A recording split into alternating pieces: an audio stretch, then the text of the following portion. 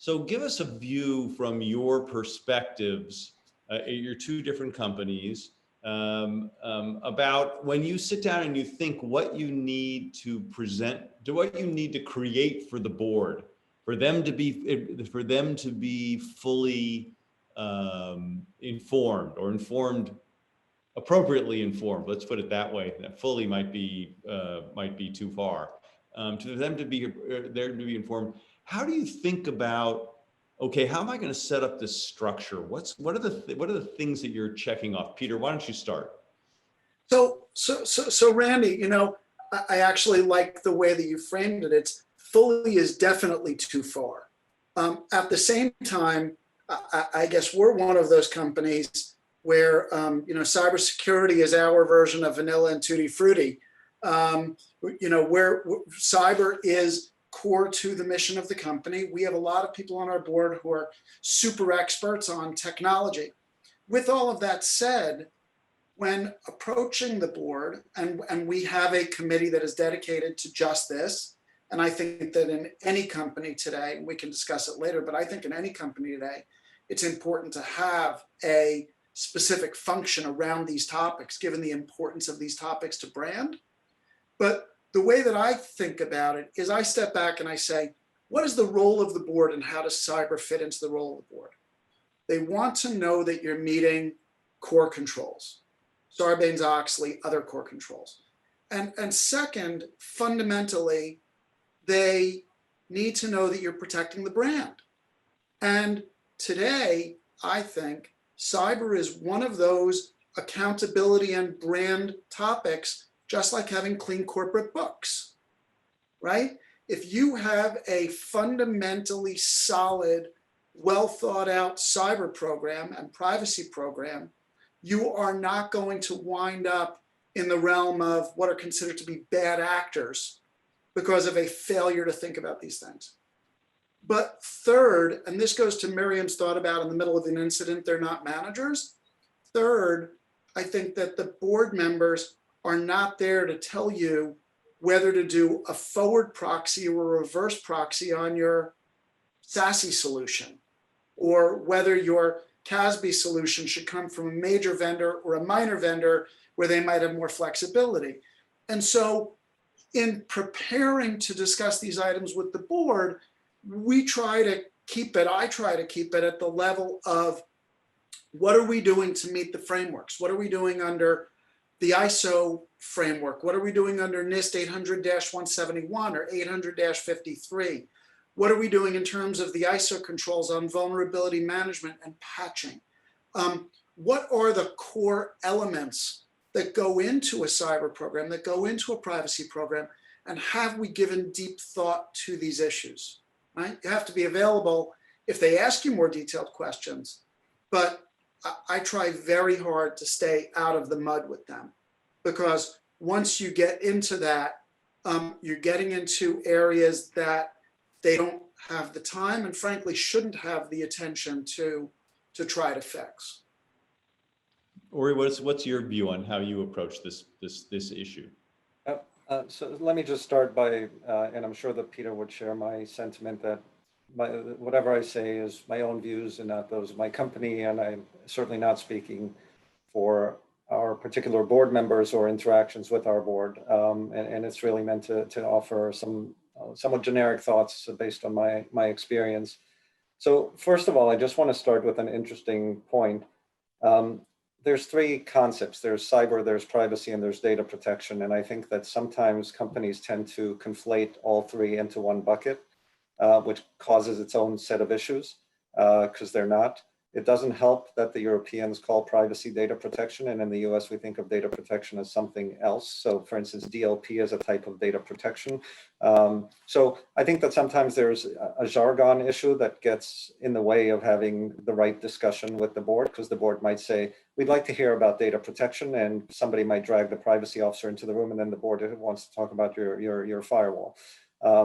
So that's one thing. It's always important to understand exactly what it is that the board is really interested in hearing about.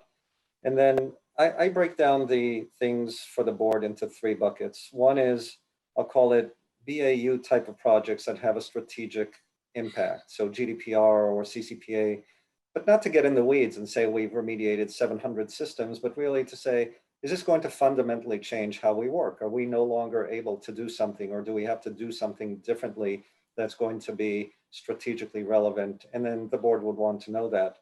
And then the two other categories are things that fall into things that I don't want them to read about in the Wall Street Journal right before they hear about it from me. And that's if we had any data breach or any other internal, I'll say, event that may become a public event. And so you want to make sure that the board is aware of that. Boards hate surprises. And then the third is sometimes it happens the other way, where they read about something in the paper. So, they'll walk into the room and say, I just read about TREMS 2. What does that mean for us? Which is exactly what happened to us, because we had a board meeting just after TREMS. And so the right people in the room have to be prepared to talk about TREMS, and you need to anticipate that those people might get asked about TREMS by the board and have at least something that they can talk to. So I think those would be my three thoughts. Again, strategic importance, internal things that are likely to become public, and external things that are likely to be of relevance to us as an organization, in which the board would rightfully want to understand.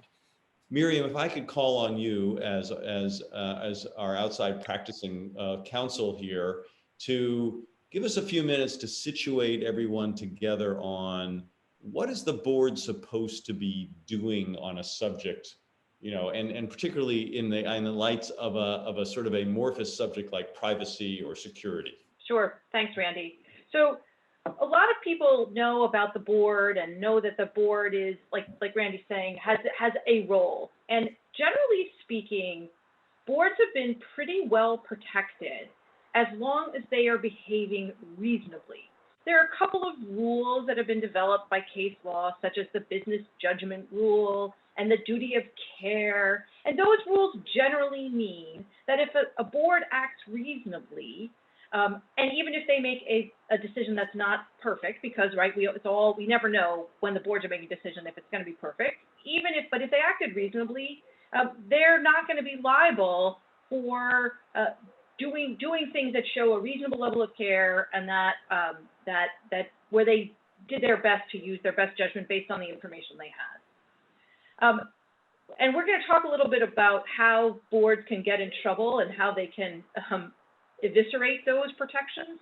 But one of the things I just want to talk about before we get into that is that the role of the board and the expectation of the board is changing in the context of cyber and data security. So there are some very specific cases where it's become apparent that the board has to do more than just take a high-level interest and just wait until management comes and brings a subject that they think is important when it comes to privacy and cybersecurity. So, for example, there's one case outside of cyber and data security where the board was found to have acted inappropriately because the particular issues it actually had to do with a company that made ice cream, and in that context, the board didn't ask any questions about food poisoning or cleanliness or any of the things that would seem to be core to that company's mission.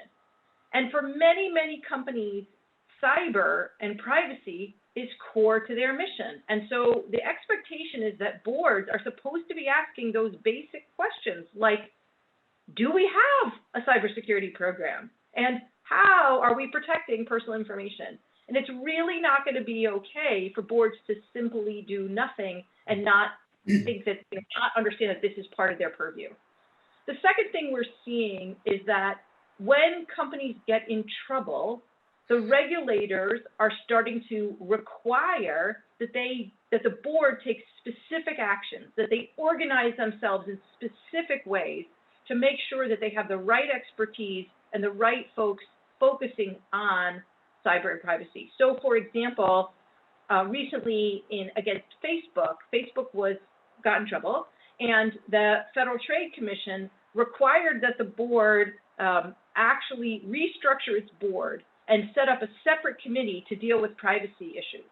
And similarly, Capital One had some issues, and its regulator required that they revamp things on the board in order to demonstrate that they had appropriate oversight for privacy and cyber. So what does that mean at a very high level? Boards have a role before, during, and after an incident.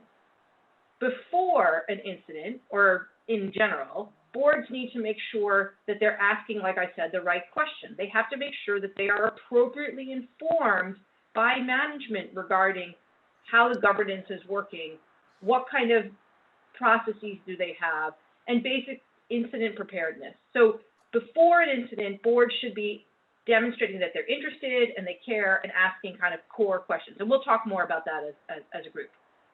During an incident, it's really, really important that boards don't try and become part of management. One of the things that we sometimes see, there are board members who are senior executives at their own companies, and they get a little confused as to what their role is in the context of an incident. So it's very important that board members understand that they are not part of management. They, of course, should give their expertise, they should help, they should ask the right questions, but they are not part of management. And after an incident, boards need to be informed about what happened, what was the cause, what's being done to fulfill any gaps. So we're going to talk about how you help your board fulfill those roles and what executives can do and what we all can do to help that process happen. But that's kind of the outline, Randy.